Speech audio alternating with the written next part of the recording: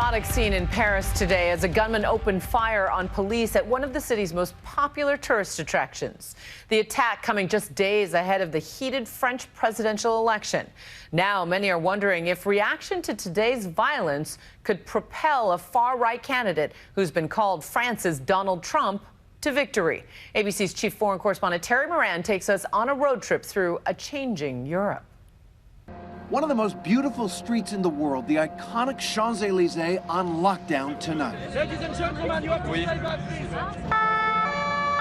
A gunman armed with a military-style weapon opening fire. One police officer killed, 2 others wounded. This man says he saw it all. Within 2 hours came that claim, that boast of responsibility by ISIS.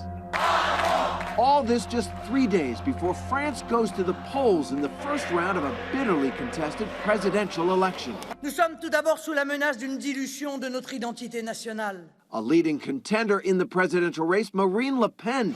She's the candidate everybody's watching, a far-right nationalist with an incendiary anti-immigration argument.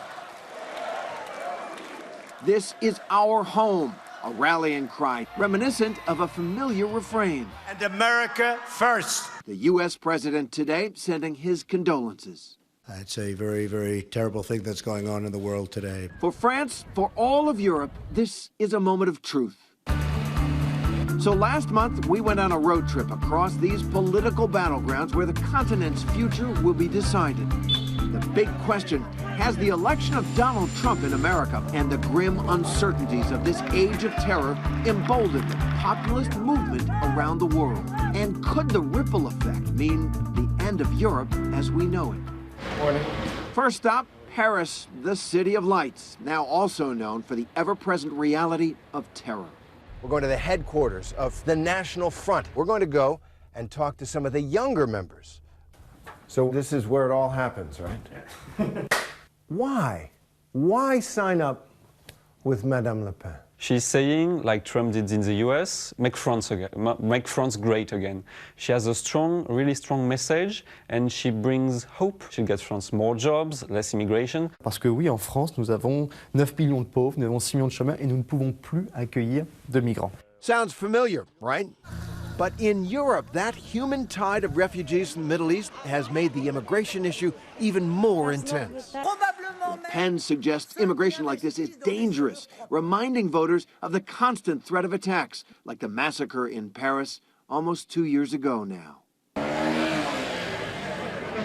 We're in a special place. This bar, it's called La Belle Équipe.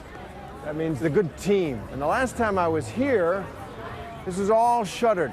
This is where one of the attacks on the horrible night of November of 2015 happened. 20 persons died here. 10 was in my life. The mother of my daughter, firstly. Gregory Reibenberg was behind the bar here when the terrorists opened fire. He cradled his former wife in his arms as she died.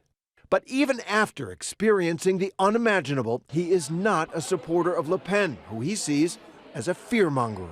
I cannot imagine the horror that happened here that night.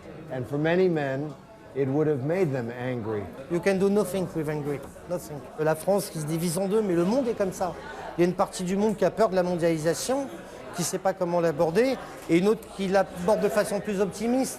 That sounds familiar too. Just like in America, Europeans are in a fierce debate about globalization. And like Donald Trump, Marine Le Pen is an economic nationalist.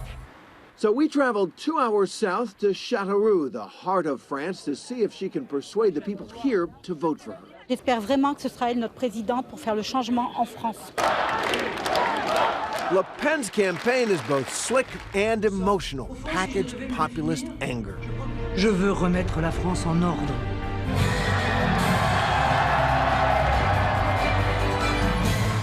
Marine Le Pen tells a story about how these people here have been ignored by the establishment and that now, through her, they can take their country back. La France continue de s'épuiser à accueillir une immigration jamais contrôlée. This feels like a lot of the Donald Trump rallies that I covered. It's more than just a political campaign. It's bigger than that. And we even saw the parallels to the Trump campaign in the crowd itself. Look at this guy with the iconic Trump campaign cap. Ce sont deux candidats qui défendent leur pays. Bonjour. Backstage, we were granted a few moments with Le Pen herself. She's brusque, all business. We've seen Brexit in Britain, President Trump in America, and maybe Le Pen in France. How would you describe this political moment? C'est un mouvement mondial. En réalité, It's a global movement. In reality, it's a rejection of savage globalization, of free trade that's been imposed for decades, that benefited very few. If you're elected, does that mean the end of the European Union? L'Union européenne. EU is a political structure that I find deeply harmful. I think it should cede its place to the nations and to the corporations. But a big reason Le Pen is popular and feared is her railing against what she sees as Islamic fundamentalism and against Muslim women wearing head coverings or veils. She wants to ban the so-called burkini on French beaches. In reality, the burkini is a representation of radical Islam. Women don't want to put on this kind of swimsuit. It's the uniform of radical Islamists, and radical Islamists will absolutely not have a voice in my country. Everywhere we traveled, from France to the Netherlands, where an election was held last month, we heard the same debate about nationalism and diversity. This is a city that made its wealth, and you can see it here, by being open to the world. It's a merchant city, and the question in this election, has there been too much diversity? Oh, absolutely right. We need politicians who are not removed from the population. We want real people, not this socialist rhetoric and we're sick of it. In the Netherlands, this guy, Geert Wilders, often called the Dutch Donald Trump, but voters didn't buy it. He finished a distant second. We had a moment with him while he was still in the throes of his campaign. You called for the banning of the Quran, closing of mosques. What do you say to people who call that hate speech? I'm not in the habit of banning books, but this is a book that is more anti-Semitic and more dangerous than Mein Kampf. Even though it's the holy book of 1 billion and more people in the world. It's a book full of hatred of a totalitarian ideology that does not want to assimilate. Millions of voters across Europe are rallying to that kind of message. Others hear only hatred in it. The next test, France and Marine Le Pen. With blood on the streets of Paris tonight, her moment may be at hand. For Nightline, I'm Terry Moran in Paris.